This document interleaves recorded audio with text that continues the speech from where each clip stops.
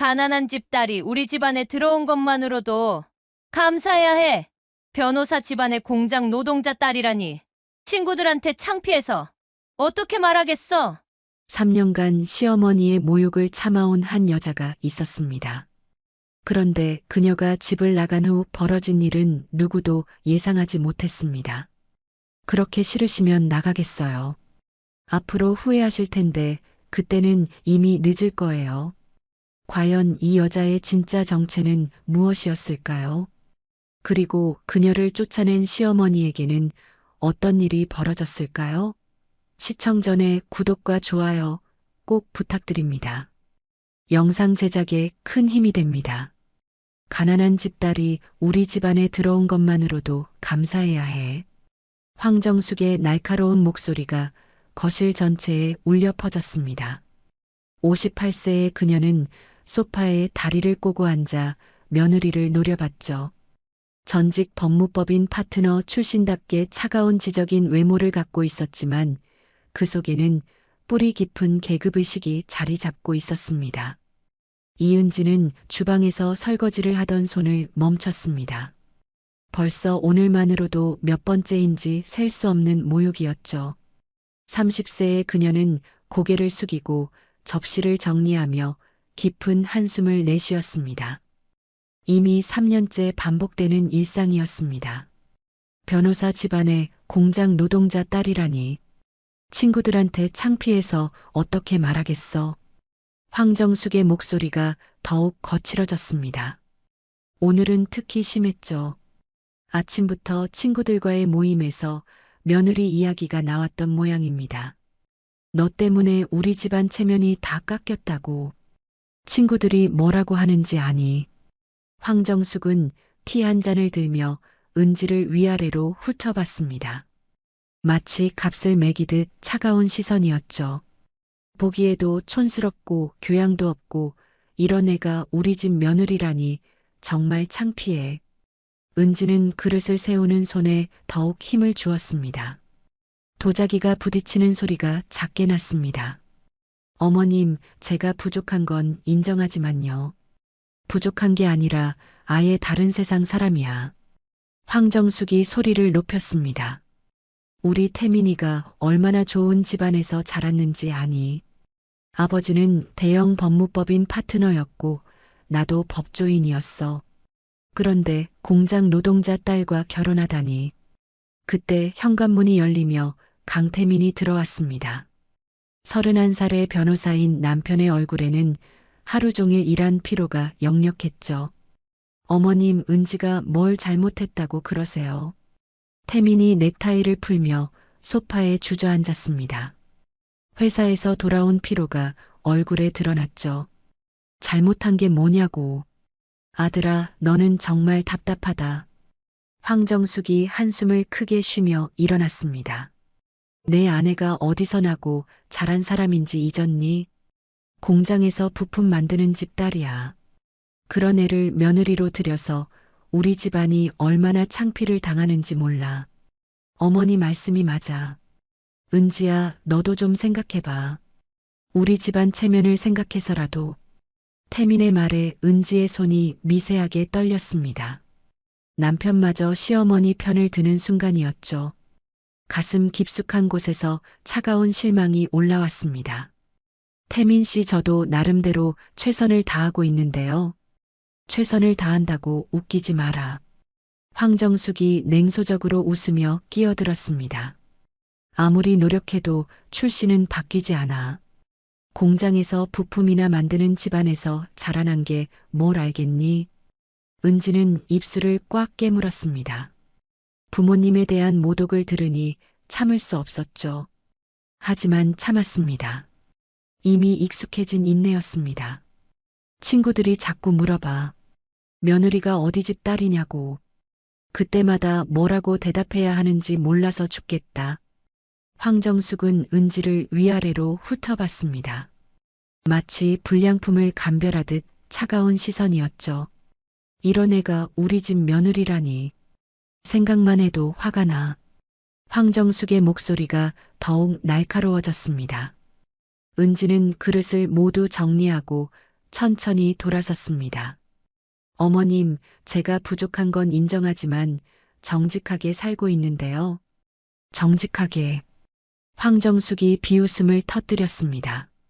공장에서 하루 종일 기름 냄새와 쇳가루에 절어 사는 사람들이 정직하다고. 그런 일이나 하는 사람들과 우리가 같은 레벨이라고 생각하니. 어머니, 태민이 제지하려 했지만 황정숙은 멈추지 않았습니다. 아들아, 이제 정말 한계야. 나는 더 이상 이해를 우리 며느리로 인정할 수 없어. 공장 냄새가 몸에 배인 애가 법조인 집안에 어울린다고 생각해. 은지는 얼굴에 묘한 평온함을 띄었습니다. 마치 오랫동안 기다렸던 순간이 온 것 같은 표정이었죠.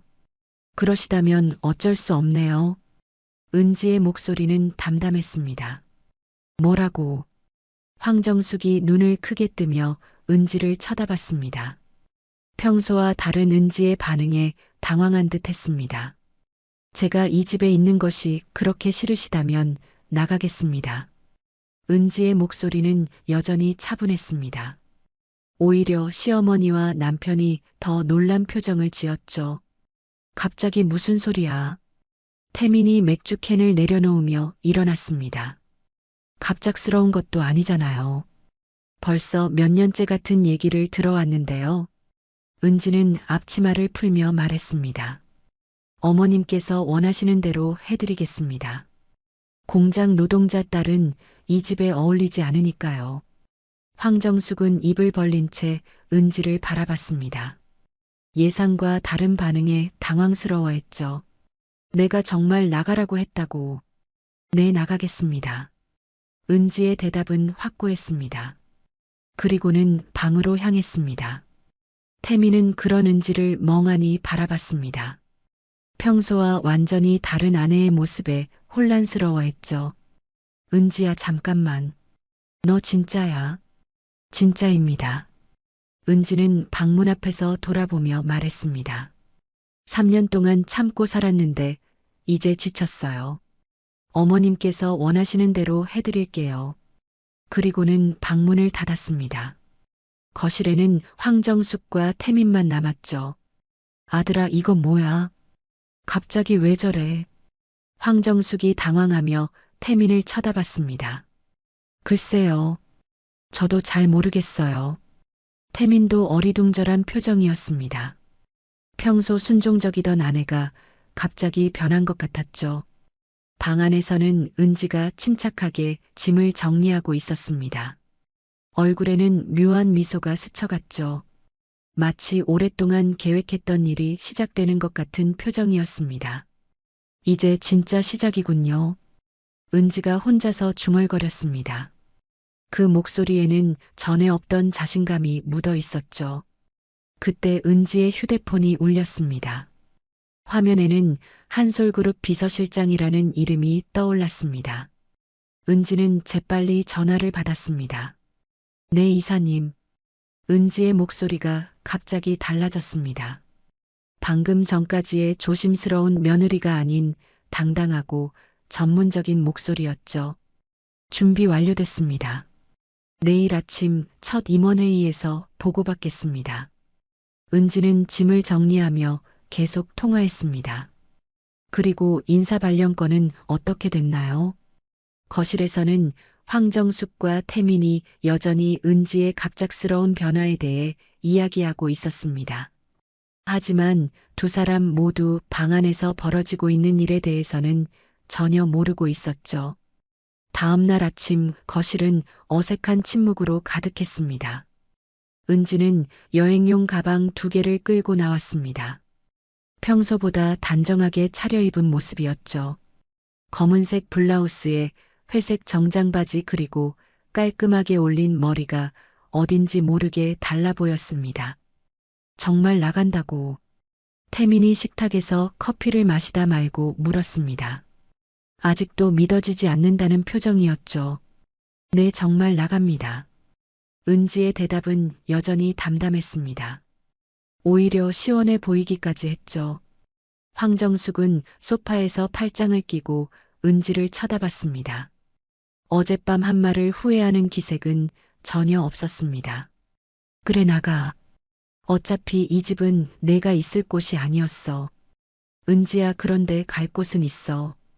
태민이 걱정스럽게 물었습니다.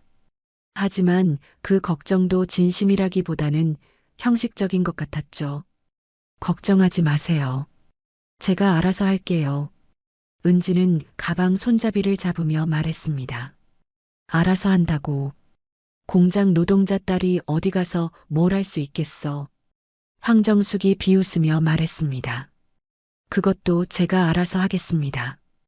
은지는 현관문 쪽으로 향했습니다. 그때 태민이 갑자기 일어났습니다. 은지야 잠깐만. 뭔가요? 은지가 돌아서며 물었습니다. 태민은 서재에서 서류 뭉치를 가져왔습니다. 이혼 서류였죠. 이거 작성해 둔 거야. 태민이 서류를 은지에게 내밀었습니다. 벌써 준비해 두셨네요. 은지는 놀라지도 않았습니다. 오히려 예상했다는 듯 차분히 받아들였죠. 어차피 이렇게 될 거였잖아. 서로에게 좋은 일이야. 태민은 시선을 피하며 말했습니다. 죄책감과 안도감이 뒤섞인 복잡한 표정이었죠. 맞아 아들아. 이제야 정신 차렸네. 황정숙이 의기양양하게 끼어들었습니다. 드디어 우리 집안에서 저런 애를 떼어낼 수 있게 됐어. 은지는 이혼 서류를 펼쳐봤습니다. 이미 태민의 서명이 되어 있었죠. 언제 작성하신 거예요? 어젯밤에 어머니와 상의해서. 태민의 대답은 솔직했습니다. 어떤 미안함도 없는 목소리였죠. 그렇군요. 은지는 가방에서 펜을 꺼냈습니다. 그리고 주저없이 서명을 했습니다. 이제 자유예요. 태민이 안도의 한숨을 쉬며 말했습니다. 그래. 이제 내가 어디 가서 공장 일을 하든 뭘 하든 상관없어. 우리 집안과는 아무 관계 없으니까. 황정숙이 차갑게 말했습니다. 은지는 서명이 끝난 서류를 태민에게 돌려주었습니다. 잘 지내세요. 그리고는 가방을 끌고 현관문을 열었습니다. 잠깐 은지야. 태민이 다시 불렀습니다. 아직 뭔가 있어요. 은지가 문턱에서 돌아봤습니다. 그냥 미안해. 태민의 사과는 진심처럼 들렸지만 이미 늦었죠. 괜찮아요. 이게 최선인 것 같아요. 은지는 문을 열고 나가려 했습니다. 그때 황정숙이 마지막으로 한마디 던졌습니다. 나중에 후회하지 마. 우리 같은 집안을 차버린 걸. 후회요. 은지가 문턱에서 멈춰서며 돌아봤습니다. 얼굴에는 미묘한 미소가 있었죠. 전 후회 안 할 것 같은데요. 뭐라고? 황정숙이 눈살을 찌푸렸습니다. 오히려 이제야 진짜 제 인생을 시작할 수 있을 것 같아요. 은지의 목소리에는 이상한 자신감이 묻어났습니다. 무슨 소리야? 너 같은 애가 뭘 할 수 있다고. 황정숙이 비웃으며 말했습니다. 곧 알게 되실 거예요. 은지는 그 말을 마지막으로 문을 닫았습니다. 거실에 남은 황정숙과 태민은 어리둥절한 표정으로 서로를 쳐다봤습니다. 아들아, 마지막에 은지 표정 봤어. 뭔가 이상하지 않았니? 황정숙이 불안하게 물었습니다. 저도 그런 느낌이 들었어요. 평소와 너무 달랐어요. 태민이 고개를 끄덕였습니다. 뭐가 달라? 허세 부리는 거지 뭐. 공장 노동자 딸이 나가서 뭘 할 수 있겠어. 황정숙은 손을 휘저으며 말했지만 마음 한편으로는 찜찜함이 남아 있었습니다. 한편 아파트 밖으로 나온 은지는 택시를 기다리고 있었습니다. 휴대폰이 울렸죠. 네, 은지입니다. 은지의 목소리는 전화를 받자마자 달라졌습니다. 이전의 조심스러운 말투가 아닌 당당하고 자신감 넘치는 목소리였죠. 내 계획대로 진행됐습니다. 이제 2단계로 넘어가면 될 것 같아요. 전화에서 누군가와 대화하는 은지의 모습은 완전히 다른 사람 같았습니다. 3년이면 충분히 길었죠. 이제 진짜 모습을 보여드릴 때가 된 것 같습니다. 은지가 전화를 끊고 택시에 올랐습니다. 차창 너머로 보이는 아파트를 마지막으로 돌아봤죠. 이제 시작이군요. 은지의 입가에 의미심장한 미소가 번졌습니다. 마치 오랫동안 감춰왔던 가면을 벗어버린 것 같았죠. 기사님, 강남 한솔그룹 본사로 가주세요. 은지가 말했습니다. 네, 알겠습니다. 택시 기사가 대답했습니다. 택시가 출발하면서 은지의 모습이 점점 멀어졌습니다. 아파트 안의 황정숙과 태민은 아직도 은지의 마지막 표정에 대해 이야기하고 있었죠. 그런데 진짜 이상했어, 어머니. 마지막에 은지가 웃을 때 그냥 허세야 허세. 쫓겨나면서 체면 세우려는 거지. 황정숙은 그렇게 말했지만 내심 불안함을 감출 수 없었습니다. 하지만 두 사람 모두 아직 모르고 있었죠. 방금 집에서 쫓아낸 여자가 누구인지, 그리고 앞으로 어떤 일이 벌어질지를. 은지를 태운 택시는 강남의 고층 빌딩 사이를 누비며 달려갔습니다. 차창 밖으로 보이는 도시의 풍경이 빠르게 스쳐 지나갔죠. 은지는 조용히 눈을 감고 깊은 숨을 쉬었습니다. 드디어 끝났네. 은지가 혼자 중얼거렸습니다. 이제 더 이상 숨길 필요가 없었죠. 3년 동안 감춰왔던 진짜 자신을 드러낼 때가 온 것입니다. 택시는 강남 중심가의 50층 초고층 건물 앞에 멈췄습니다. 유리와 철골로 이루어진 현대적인 건물이 햇빛에 반짝였습니다. 한솔그룹이라는 거대한 로고가 건물 전면에 빛나고 있었죠. 은지는 가방을 들고 택시에서 내렸습니다. 건물 입구에서 경비원들이 깍듯하게 인사했습니다. 회장님, 따님 안녕하십니까? 경비원들의 인사에 은지가 고개를 끄덕였습니다. 수고하세요. 은지의 목소리는 자연스럽고 당당했습니다. 마치 원래부터 이곳의 주인이었던 것처럼 말이죠. 로비를 지나며 직원들이 하나둘씩 인사했습니다. 이사님 출근하셨네요. 안녕하세요, 이사님. 은지는 모든 인사에 자연스럽게 응했습니다. 3년 전과는 완전히 다른 모습이었죠. 엘리베이터가 도착하자 은지는 최상층 버튼을 눌렀습니다. 50층 회장실로 향하는 길이었습니다. 엘리베이터 안에서 은지는 거울에 비친 자신의 모습을 봤습니다. 더 이상 숨을 필요가 없는 진짜 자신의 모습이었죠. 엘리베이터 문이 열리자 넓은 비서실이 나타났습니다. 이사님 어서 오세요. 회장님께서 기다리고 계십니다. 비서가 정중하게 인사했습니다. 할아버지 컨디션은 어떠세요? 괜찮으세요? 어제도 새벽까지 회사에 보셨거든요.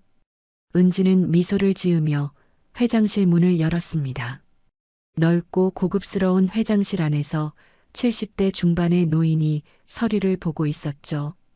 할아버지 왔어요. 은지가 밝게 인사했습니다. 노인은 고개를 들어 손녀를 바라봤습니다. 그의 눈에는 자랑스러움이 가득했죠. 우리 은지 왔구나. 어떻게 됐니? 할아버지가 서류를 내려놓으며 물었습니다. 실전 경험 완료했습니다. 은지가 의자에 앉으며 답했습니다. 3년 동안 일반인으로 살아보라고 하셨던 과제 말이에요. 그래, 많이 힘들었지. 할아버지의 목소리에는 미안함이 섞여 있었습니다. 괜찮았어요. 덕분에 사람을 제대로 볼 수 있게 됐거든요. 은지의 목소리에는 특별한 감정이 묻어 있었습니다. 그동안 어떤 일이 있었는지 할아버지는 대략 짐작하고 있었죠. 이제 정식으로 회사 일 시작해도 되겠구나. 네, 준비됐어요. 은지가 고개를 끄덕였습니다. 그럼 내일부터 전무이사로 발령 내겠다. 3년간 기다린 보람이 있었으면 좋겠구나. 은지는 창밖을 바라봤습니다. 서울 시내가 한눈에 내려다 보이는 전망이었죠. 할아버지 한 가지 부탁이 있어요. 뭔데? 며칠 있으면 법무법인에서 우리 회사와 계약하려고 올 거예요. 그때 제가 직접 미팅하고 싶어요. 할아버지가 의미심장하게 웃었습니다. 혹시 아는 곳인가? 네, 아주 잘 아는 곳이에요. 은지의 목소리에는 차가운 기대감이 묻어 있었습니다. 알겠다. 내가 알아서 해라. 감사해요, 할아버지. 은지가 일어서며 인사했습니다. 이제 정말 시작이었죠. 비서실로 나온 은지에게 비서가 다가왔습니다. 이사님, 강태민 변호사가 속한 법무법인에서 미팅 요청이 왔습니다. 은지의 입가에 미소가 번졌습니다. 예정보다 빠르네요. 언제로 잡혔나요? 다음 주 금요일 오전 10시입니다. 좋습니다. 큰 회의실로 준비해 주세요. 은지가 지시했습니다. 그리고 참석자는 저 혼자면 됩니다. 네, 알겠습니다. 비서가 메모를 하며 답했습니다. 은지는 자신의 사무실로 향했습니다. 전무이사 이은지라는 명패가 붙은 넓은 사무실이었죠. 책상에 앉아 서울 시내를 내려다보며 은지는 생각에 잠겼습니다. 3년 동안 참고 견뎌온 모든 모욕과 멸시가 떠올랐죠. 곤모, 계속 써줘. 계속 써줘. 든 것에 대한 대가를 치르게 될 것입니다. 은지가 혼자 중얼거렸습니다. 한편 집에서는 황정숙과 태민이 여전히 불안해하고 있었습니다. 정말 이상했어, 아들아. 은지가 나갈 때 표정이. 어머니 그냥 허세였을 거예요. 쫓겨나는 상황에서 체면이라도 세우려고 한 거죠. 하지만 황정숙의 불안감은 쉽게 가시지 않았습니다. 뭔가 놓친 게 있는 것 같은 기분이었죠. 며칠이 지나도 은지에 대한 소식은 전혀 들려오지 않았습니다. 마치 공기처럼 사라져버린 것 같았죠. 동네 사람들조차 은지가 어디로 갔는지 아무도 몰랐습니다. 은지가 집을 나간 지 일주일이 지났습니다. 동네 사람들 사이에서는 소문이 돌기 시작했죠. 태민네 며느리가 쫓겨났다는 이야기였습니다. 아파트 관리사무소 앞에서 아줌마들이 수군거렸습니다. 그러게 시어머니가 공장 노동자 딸이라고 못마땅해 했다던데. 정말 가엾더라. 그래도 3년 동안 잘 살았는데. 이런 이야기들이 황정숙의 귀에 들어왔습니다. 슈퍼마켓에서 약국에서 어디를 가든 시선이 따갑게 느껴졌죠. 어머니 사람들이 자꾸 쳐다보는 것 같아요. 태민이 불편해하며 말했습니다. 쳐다보면 어때? 우리가 잘못한 게 있니? 황정숙은 강하게 말했지만 내심 신경이 쓰였습니다.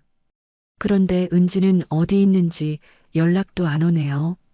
태민이 궁금해했습니다. 연락 올 필요도 없어. 이제 남인데.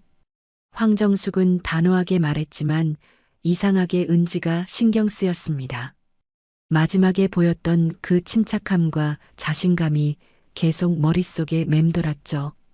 한편 은지의 친구 미정은 동네 카페에서 다른 사람들과 얘기를 나누고 있었습니다. 은지가 정말 불쌍해.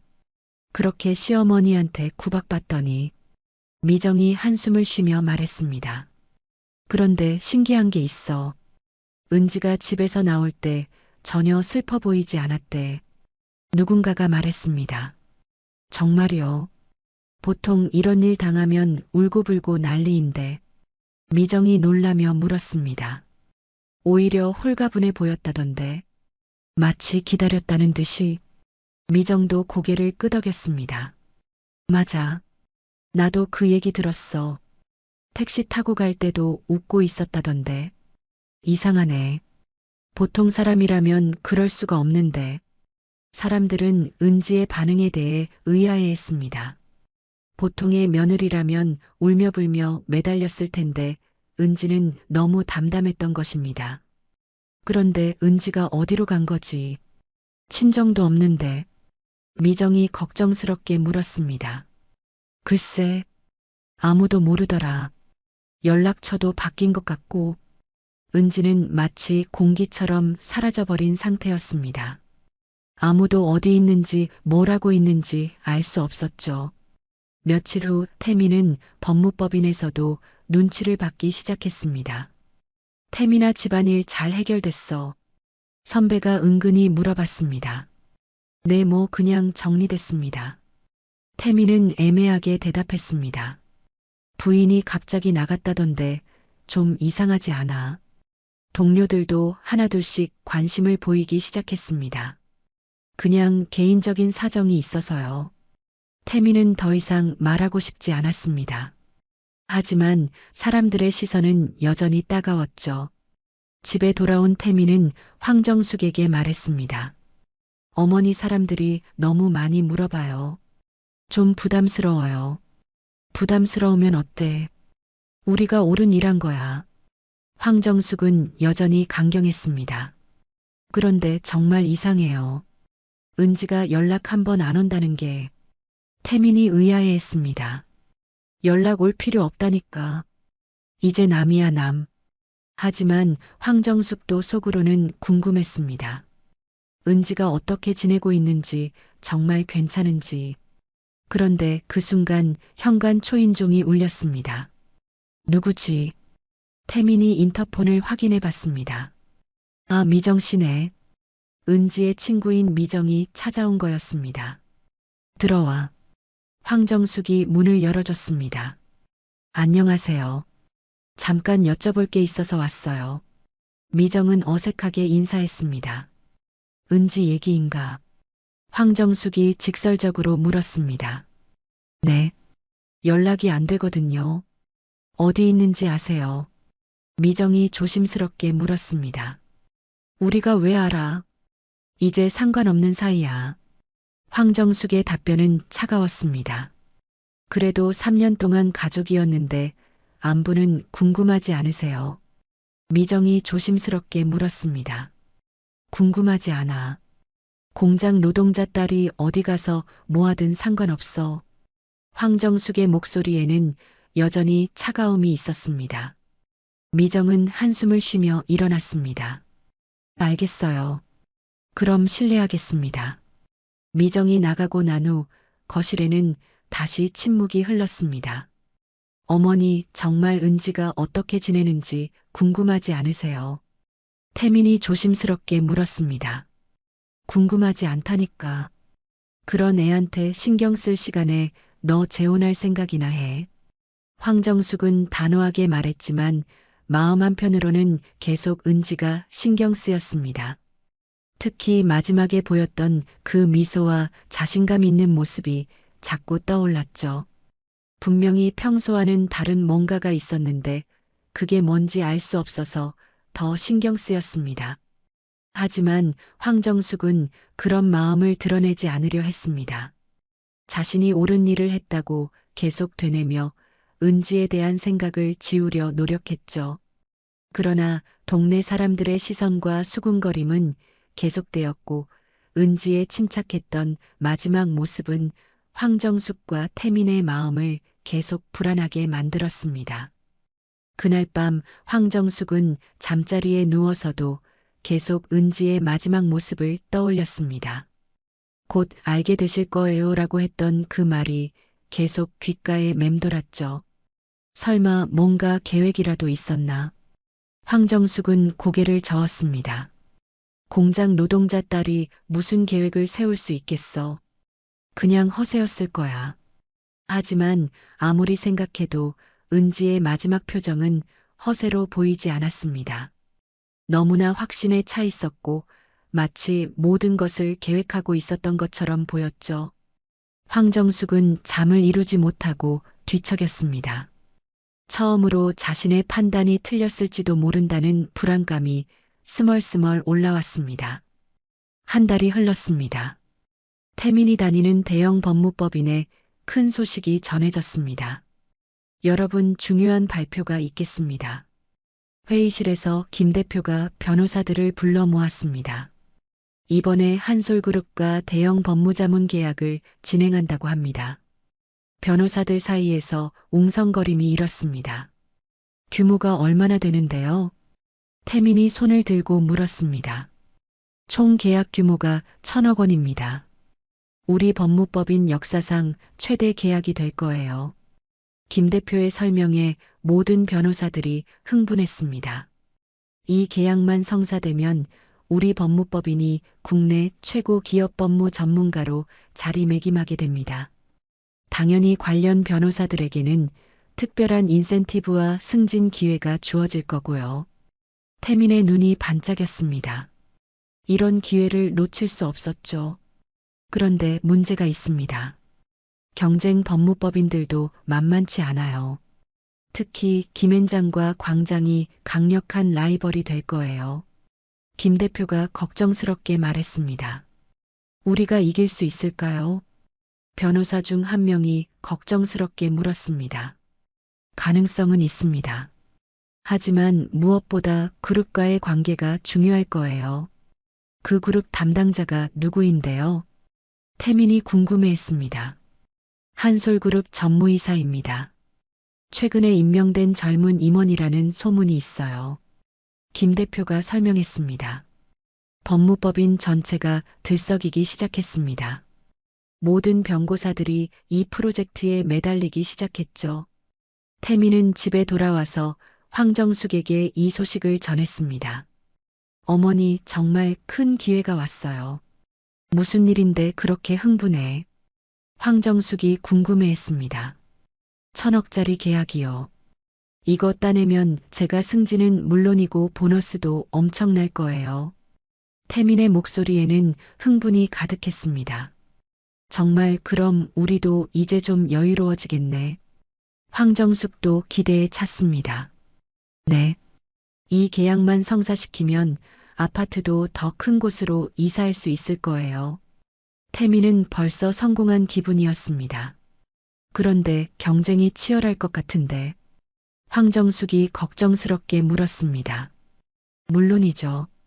하지만 저도 이 분야에서는 나름 경험이 있잖아요. 충분히 이길 수 있을 거예요. 태민은 자신감에 차 있었습니다. 며칠 후 법무법인에서는 본격적인 준비에 들어갔습니다. 태민 씨, 이번 프로젝트 팀장을 맡아주세요. 김 대표가 태민을 불러 말했습니다. 정말요? 감사합니다. 태민은 기뻐했습니다. 책임이 무거운 만큼 성과도 클 거예요. 열심히 해주세요. 네. 최선을 다하겠습니다. 태민은 이제 완전히 이 프로젝트에 몰두했습니다. 팀원들과 함께 제안서를 준비하고 클라이언트 분석도 했죠. 하지만 한솔그룹의 전무이사에 대한 정보는 많지 않았습니다. 이상하게 정보가 별로 없네요. 팀원 중 한 명이 말했습니다. 젊은 임원이라서 그런 것 같아요. 아직 언론에 많이 노출되지 않았나 봐요. 태민이 추측했습니다.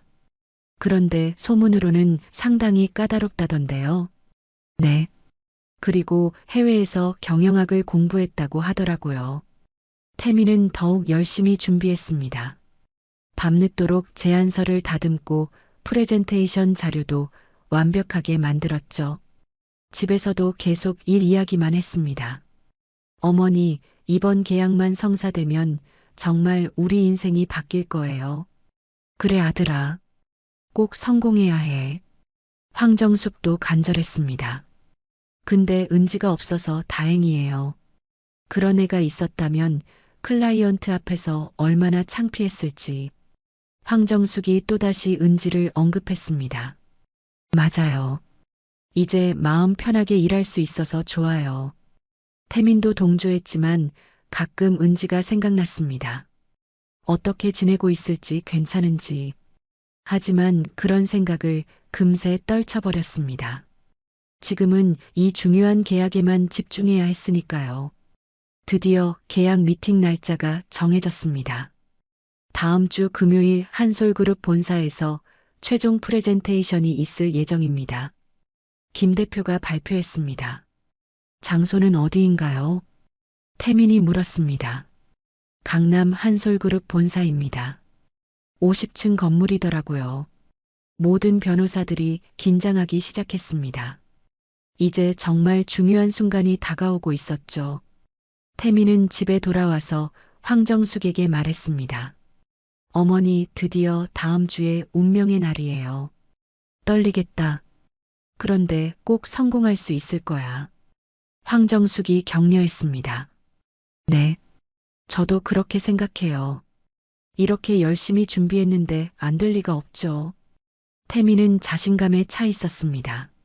하지만 그는 아직 모르고 있었습니다.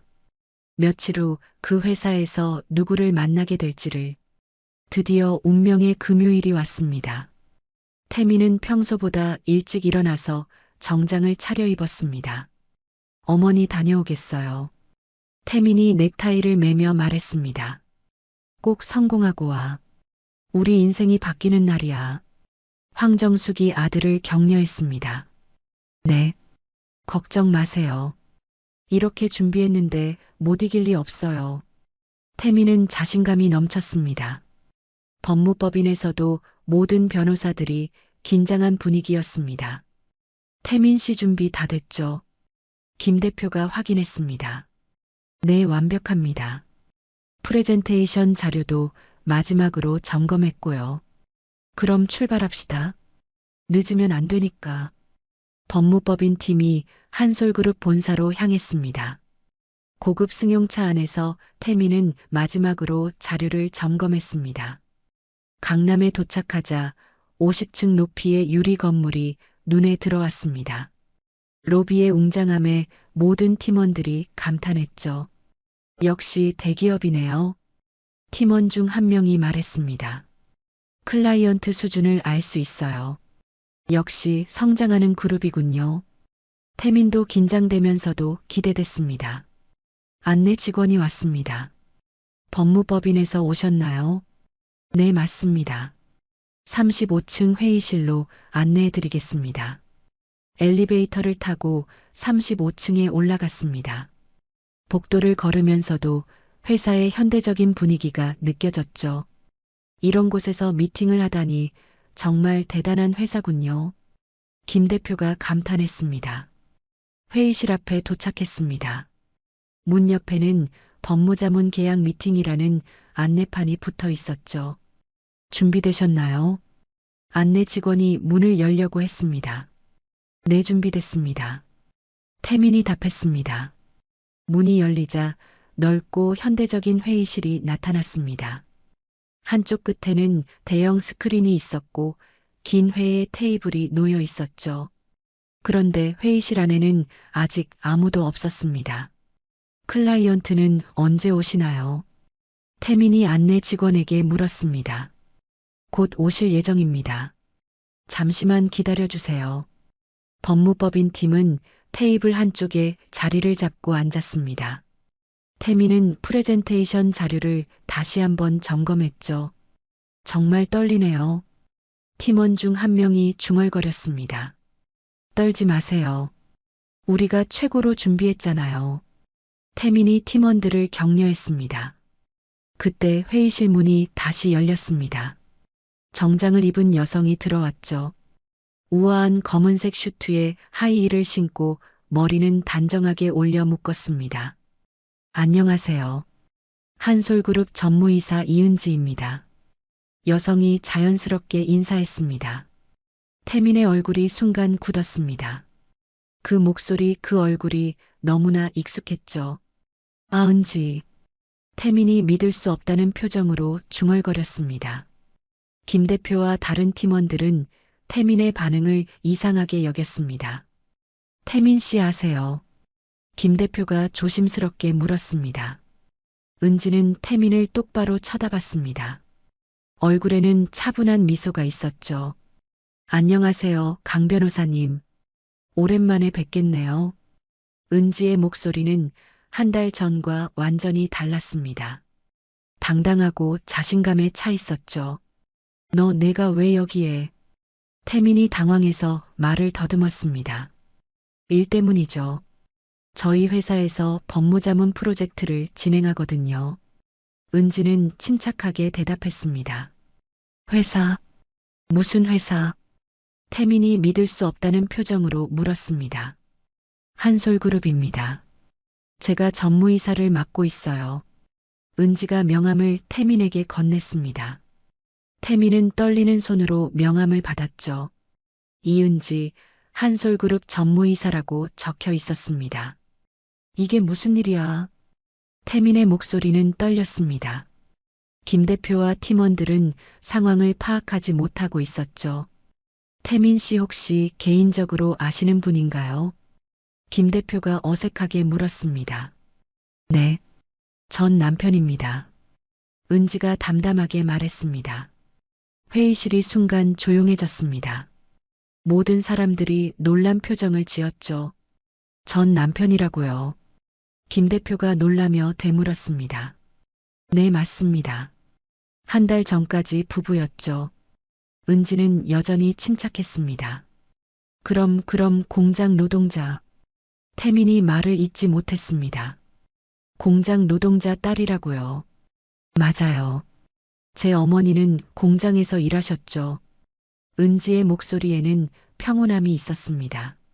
하지만 그건 제가 사회 경험을 쌓기 위해서였어요.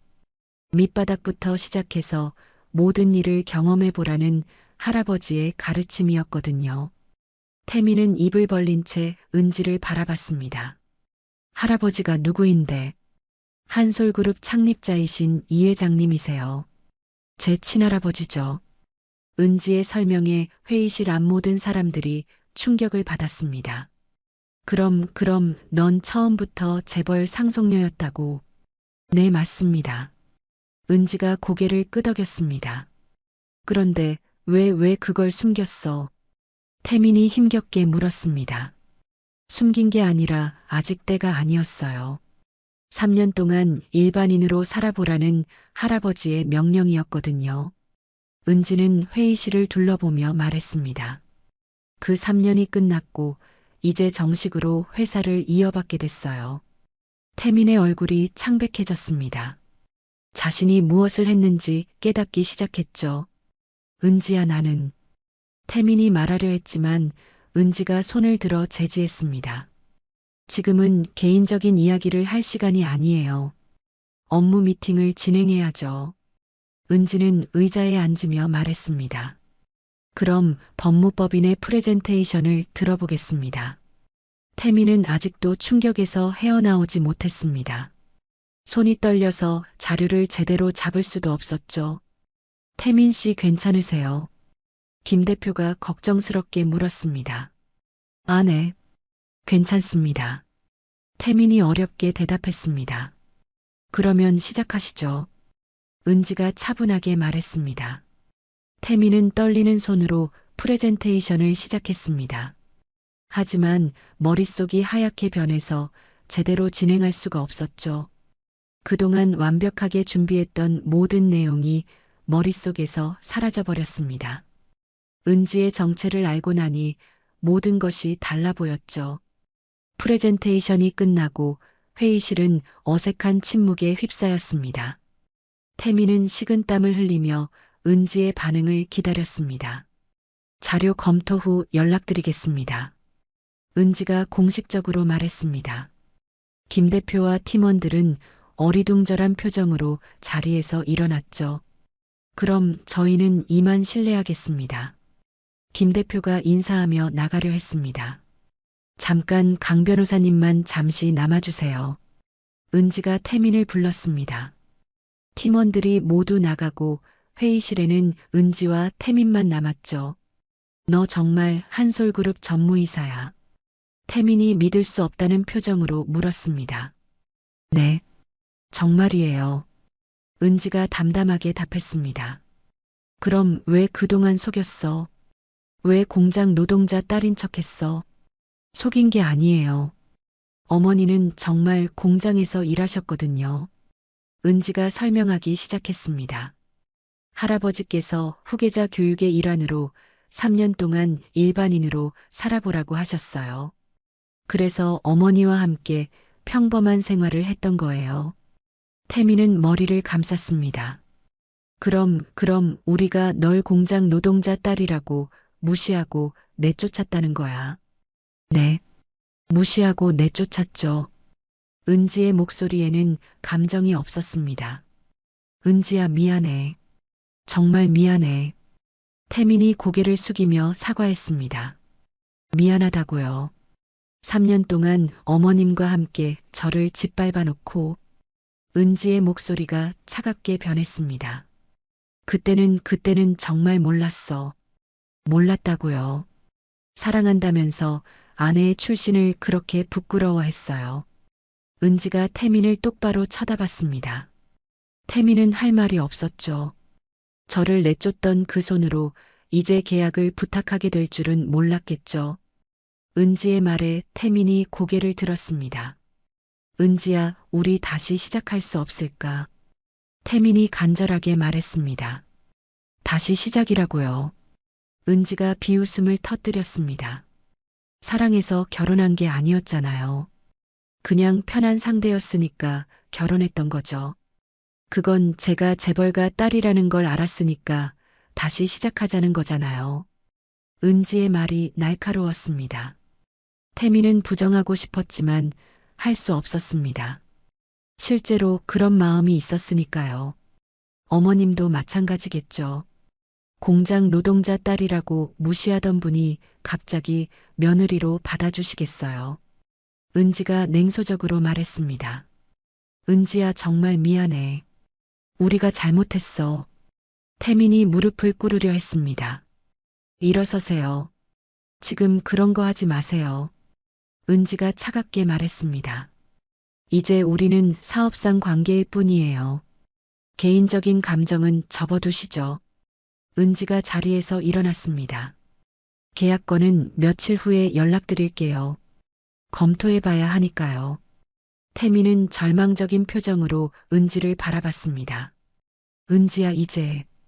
은지 전무라고 불러주세요. 은지가 단호하게 말하며 회의실을 나갔습니다. 태민은 혼자 남아서 머리를 쥐어뜯었죠. 자신이 얼마나 큰 실수를 했는지 깨닫기 시작했습니다. 그날 저녁 태민이 황정숙에게 전화했습니다. 어머니, 지금 당장 한솔그룹으로 오세요. 무슨 일인데 그렇게 급해? 은지 때문입니다. 은지가 뭐 어떻다고. 제발 지금 당장 오세요. 태민의 절박한 목소리에 황정숙은 서둘러 한솔그룹으로 향했습니다. 50층 건물 앞에서 황정숙은 태민을 만났죠. 아들아, 도대체 무슨 일이야? 어머니, 앉으세요. 태민이 로비 의자에 앉으며 말했습니다. 은지가 이 회사 전무이사래요. 뭐라고? 황정숙이 믿을 수 없다는 표정으로 소리쳤습니다. 한솔그룹 창업주 손녀래요. 태민의 목소리는 힘이 없었습니다. 그럼 우리가. 황정숙의 얼굴이 창백해졌습니다. 공장 노동자 딸이라고 무시하고 내쫓았죠. 태민이 고개를 숙였습니다. 황정숙은 주저앉았습니다. 자신이 무엇을 했는지 깨달으니 앞이 캄캄했죠. 그럼 계약은 어떻게 될까? 황정숙이 떨리는 목소리로 물었습니다. 모르겠어요. 은지가 아니 전무가 검토해 본다고 했어요. 태민도 불안했습니다. 우리가 완전히 망했구나. 황정숙이 절망적으로 말했습니다. 며칠 후 법무법인에 연락이 왔습니다. 법무법인입니다. 네. 한솔그룹에서 연락드렸습니다. 계약건으로 최종 답변을 드리고 싶은데요. 김 대표가 전화를 받았습니다. 아, 네. 좋은 소식이겠죠. 김 대표는 기대에 찼습니다. 아쉽게도 이번 계약은 진행하지 않기로 결정했습니다. 전화기 너머로 차가운 목소리가 들려왔습니다. 네. 뭐라고요? 김 대표가 믿을 수 없다는 표정을 지었습니다.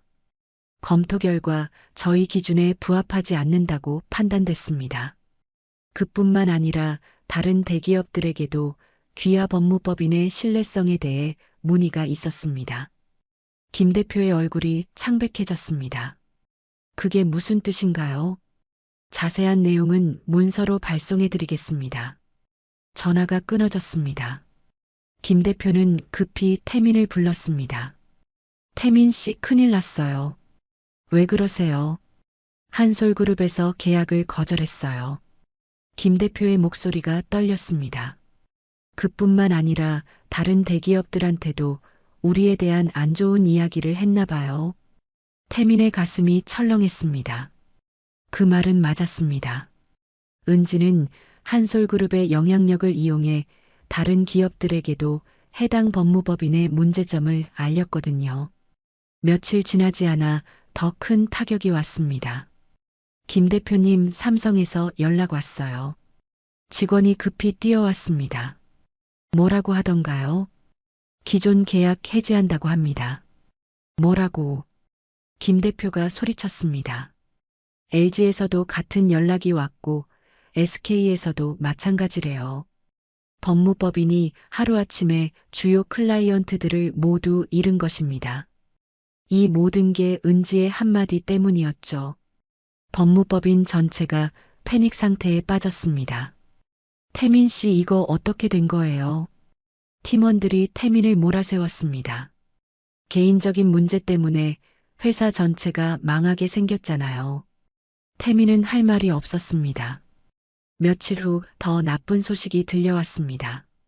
태민 씨 죄송합니다. 김 대표가 태민을 불렀습니다. 왜요? 회사에서 구조조정을 하기로 했어요. 태민의 가슴이 철렁했습니다. 설마 제가... 네. 이번 사건에 책임을 져야 한다고 하네요. 태민은 믿을 수 없었습니다. 대표님 저 때문이 아니잖아요. 하지만 결정된 일이에요. 정말 죄송해요. 태민은 법무법인에서 쫓겨났습니다. 10년 동안 다니던 회사에서 하루아침에 해고된 거였죠. 집에 돌아온 태민은 황정숙에게 말했습니다. 어머니, 저 해고됐어요. 뭐라고? 황정숙이 믿을 수 없다는 표정을 지었습니다. 네. 은지 때문에 회사 전체가 망했어요. 황정숙은 주저앉았습니다. 우리가 뭘 한 거야? 후회해도 이미 늦었습니다.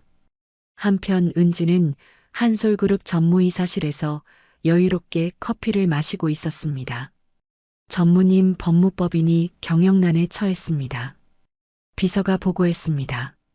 그렇군요. 예상했던 일이에요. 은지는 담담했습니다. 그리고 강태민 씨도 해고됐다고 합니다. 은지의 입가에 미소가 번졌습니다. 3년 동안 받은 모욕의 대가를 치르는 거네요. 은지가 창밖을 바라보며 말했습니다. 몇 달 후 황정숙과 태민의 상황은 더욱 나빠졌습니다. 태민은 취업을 하려고 했지만 쉽지 않았습니다. 한솔그룹의 영향력은 생각보다 컸고 은지가 조용히 압력을 넣고 있었거든요. 아들아 어떻게 됐니? 황정숙이 불안하게 물었습니다. 또 떨어졌어요. 면접까지 봤는데 갑자기 연락이 안 와요. 태민은 지쳐 있었습니다. 은지가 아니 전무가 우리를 계속 방해하는 것 같아요. 황정숙의 목소리에는 두려움이 있었습니다. 이렇게 살 수는 없어. 우리가 먼저 사과하러 가자. 황정숙이 결심을 굳혔습니다. 어머니, 이미 늦었어요. 아니야. 진심으로 사과하면 용서해 줄 거야. 황정숙은 희망을 버리지 않았습니다. 다음 날 황정숙과 태민은 한솔그룹을 찾아갔습니다. 죄송하지만 약속 없이는 만날 수 없습니다. 비서가 단호하게 말했습니다. 그럼 약속을 잡아주세요. 정말 중요한 일이에요. 황정숙이 애원했지만 비서는 고개를 저었습니다. 전무님께서 개인적인 만남은 사양한다고 하셨습니다. 제발이요. 5분만이라도. 황정숙이 무릎을 꿇으려 했습니다. 어머니. 태민이 황정숙을 말렸습니다. 그때 은지가 엘리베이터에서 내려왔습니다. 황정숙과 태민을 보자 잠시 멈췄죠. 여기서 뭐 하세요? 은지가 차갑게 물었습니다. 은지야 아니 전무님 잠깐만 얘기할 수 있을까요? 황정숙이 간청했습니다. 할 말 없어요. 은지가 지나가려 했습니다. 제발이요. 우리가 잘못했어요. 진심으로 사과할게요. 황정숙이 은지의 앞을 막았습니다. 사과로 모든 게 해결될 거라고 생각하세요. 은지가 냉소적으로 웃었습니다. 그럼 어떻게 해야 해요? 뭘 원하세요? 황정숙이 절박하게 물었습니다. 아무것도 원하지 않아요. 그냥 각자 살면 되잖아요. 은지의 말에 황정숙이 절망했습니다. 우리가 어떻게 살아요? 그건 제가 상관할 일이 아니에요. 은지가 냉정하게 말하며 지나갔습니다. 황정숙과 태민은 그 자리에 서서 은지의 뒷모습을 바라봤습니다. 우리가 정말 망했구나. 황정숙이 절망적으로 중얼거렸습니다. 1년이 지났습니다. 은지는 한솔그룹을 성공적으로 이끌고 있었습니다. 새로운 사업 프로젝트도 성공했고 회사의 가치는 더욱 올라갔죠. 전무님, 이번 분기 실적이 나왔습니다. 비서가 보고서를 가져왔습니다. 좋은 결과네요. 이대로 계속 진행하세요. 은지는 자신감에 차 있었습니다. 반면 황정숙과 태민은 여전히 어려운 상황이었습니다. 태민은 겨우 작은 법무사 사무실에 취직했지만 예전 같지 않았고 황정숙은 건강도 나빠졌죠. 어느 날 황정숙은 혼자 앉아서 과거를 회상했습니다. 내가 왜 그랬을까? 은지가 그렇게 나쁜 애였나? 황정숙은 후회로 가득했습니다. 공장 노동자 딸이라고 무시했던 게 정말 잘못이었어. 사람을 그렇게 판단하면 안 되는 건데. 하지만 이미 늦었습니다. 한편 은지는 새로운 삶을 살고 있었습니다. 더 이상 과거에 얽매이지 않고 자신의 능력을 마음껏 발휘하고 있었죠. 전무님, 새로운 프로젝트 제안서입니다. 비서가 서류를 가져왔습니다. 좋네요. 이대로 진행하세요. 은지는 자신감에 차 있었습니다. 창밖을 바라보며 은지는 생각했습니다. 과거에 무시당하던 며느리는 이제 없어요. 진짜 제 모습으로 살아가는 거죠. 은지의 얼굴에는 만족스러운 미소가 있었습니다. 3년 동안 참고 견디던 시간들이 헛되지 않았죠. 이제 진정한 승자가 된 것입니다. 그날 오후 은지는 중요한 발표를 위해 기자회견장에 섰습니다. 한솔그룹의 신임 부회장 임명 발표였죠. 여러분, 오늘 중요한 소식을 전해드리겠습니다. 은지가 마이크 앞에 섰습니다. 이은지 전무이사가 한솔그룹 부회장으로 승진하게 됐습니다. 기자들이 셔터를 눌러댔습니다. 부회장님, 소감 한 말씀 부탁드립니다. 기자가 질문했습니다. 저는 항상 사람을 겉모습으로 판단하지 말라고 배웠습니다. 은지가 차분하게 말했습니다. 누구든 노력하면 성공할 수 있다고 믿습니다. 하지만 다른 사람을 무시하는 사람들에게는 그에 합당한 대가가 따른다는 것도 분명히 말씀드리고 싶어요. 은지의 말에 기자들이 웅성거렸습니다. 특별한 경험이 있으셨나요? 다른 기자가 물었습니다. 3년 동안 일반인으로 살면서 많은 것을 배웠습니다. 특히 사람의 진짜 모습을 볼 수 있는 눈을 갖게 됐죠. 은지는 의미심장하게 웃었습니다. 가난을 무시하는 사람들에게 진짜 가난이 무엇인지 가르쳐 주는 것도 교육이라고 생각합니다. 그 순간 TV를 보던 황정숙과 태민은 경악했습니다. 저게 은지야. 황정숙이 떨리는 목소리로 말했습니다. 부회장이 됐네요. 태민도 충격에 빠졌습니다. 완전히 끝났구나.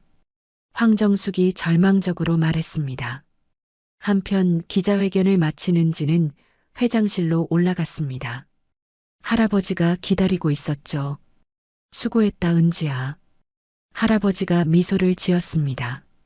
할아버지 덕분이에요. 3년간의 시련이 저를 더 강하게 만들어줬어요.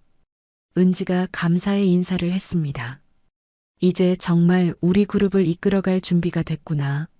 네. 누구도 무시할 수 없는 리더가 되겠습니다. 은지의 목소리에는 확신이 가득했습니다. 저녁 늦게 사무실에서 일을 마치고 나오는 은지의 모습은 당당했습니다. 더 이상 누구에게도 무시당하지 않는 진정한 성공을 이룬 거였죠. 한솔그룹 부회장 이은지. 건물 입구의 명패가 조명에 반짝였습니다. 은지는 차에 오르며 지난 4년을 되돌아봤습니다. 3년간의 숨겨진 삶과 1년간의 복수. 모든 것이 완벽하게 계획대로 진행됐습니다. 무시당하던 며느리는 결국 진정한 승자가 되었습니다. 과거의 모욕을 이겨내고 진짜 자신의 자리를 찾은 것이죠. 은지의 복수는 완성되었고 새로운 인생이 시작되었습니다. 차가 한솔그룹 본사를 떠나며 은지는 마지막으로 건물을 돌아봤습니다. 이제 이곳의 진짜 주인이 된 기분이었죠. 더 이상 숨을 필요도 참을 필요도 없었습니다. 가난한 집딸이라며 무시했던 사람들은 이제 그녀 앞에서 무릎을 꿇었고 한때 쫓아냈던 며느리는 수천억 대기업의 실질적 후계자가 되어 있었습니다. 사람의 진짜 가치는 출신이나 겉모습이 아닌 그 사람의 인격과 노력에서 나온다는 것을 보여준 이야기였습니다. 다른 사람을 함부로 무시하고 차별하는 행동이 결국 자신에게 되돌아온다는 교훈을 남기며 진정한 성공은 남을 짓밟는 것이 아니라 자신의 실력으로 당당하게 이루는 것임을 증명했습니다. 오늘 이야기가 좋으셨다면 구독과 좋아요, 알람 설정 잊지 마시고 소중한 댓글 하나가 큰 힘이 됩니다. 시청해 주셔서 진심으로 감사드립니다.